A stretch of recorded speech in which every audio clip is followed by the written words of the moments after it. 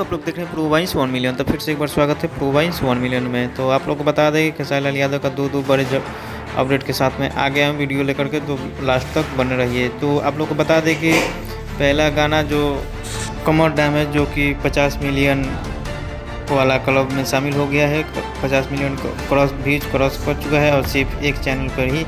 और आप सबको बता दें कि पहला हो गया और दूसरा आप लोग बता दें कि 29 तारीख को सुबह 9 बजे इंटरटेन रंगीला पे आप लोग के शानदार कॉमेडी फिल्म आप लोग के बीच में आने वाला है, जो कि यूट्यूब पर रिलीज होगा अपने दबंग स्टार सुपरस्टार खेसारी लाल यादव का, जो कि 29 तारीख सुबह 9 बजे। जी हाँ दोस्तों, जब तक जय हिंद जय भोजपुरी देखते रहिए, वीडियो पूरा वॉच कीजिए।